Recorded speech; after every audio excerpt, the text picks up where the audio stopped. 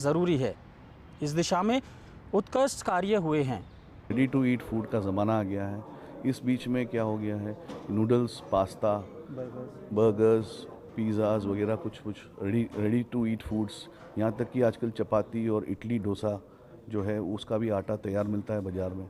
तो इसको स्टोर करना, प्रिजर्व करना, अच्छी तरह से उसको मेंटेन करना हेल्थ के कारण से, और प्लस डिट्यूरेशन नहीं होना है और आगे कस्टमर को पहुँच जावे तो अच्छा है।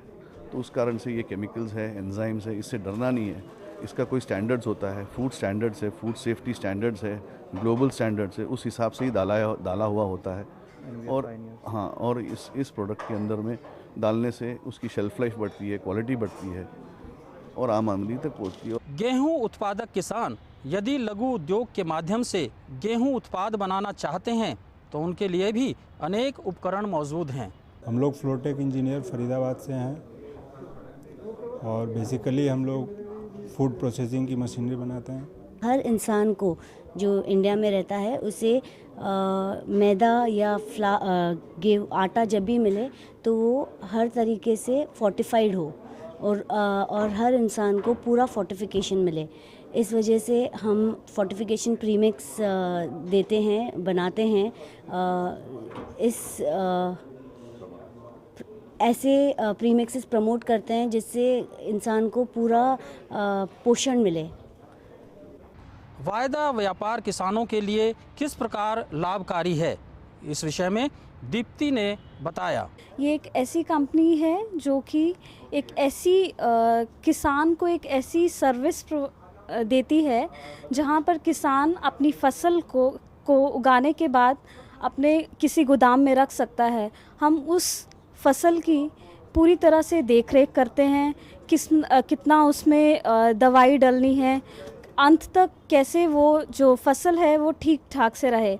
इसके अलावा हम ऐसी एक एक्सचेंज से जुड़े हुए हैं, NCDX, जो कि एक वायदा व्यापार है जहां पर किसान को ये प्लेटफॉर्म मिलता है कि वो वहां पर आकर 2-4 लोग किसान मिलके या 5 या 10 का एक ग्रुप बनाकर वो लोग वहां पर व्यापार कर सकते हैं।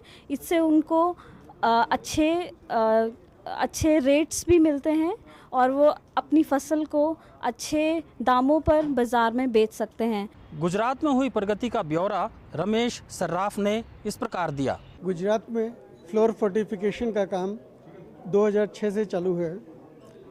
हम लोगों ने जो वहाँ पे स्पोर्ट्स के बच्चों के ऊपर इसके फ़ायदे के बारे में स्टडी किया, उसमें पाया कि पहली स्टडी में स्पोर्ट्स के 100% फीमेल एथलीट्स और 80% मेल प्लेयर्स जो थे वो एनीमिक पाए गए और 3 महीने तक फोर्टिफाइड आटा खाने के बाद 100% मेल बच्चे और 80% फीमेल बच्चे एनीमिक कंडीशन से बाहर पाए गए और 6 महीने के बाद जब दोबारा टेस्ट किया गया तो 100% बच्चे एनीमिक कंडीशन के बाहर थे।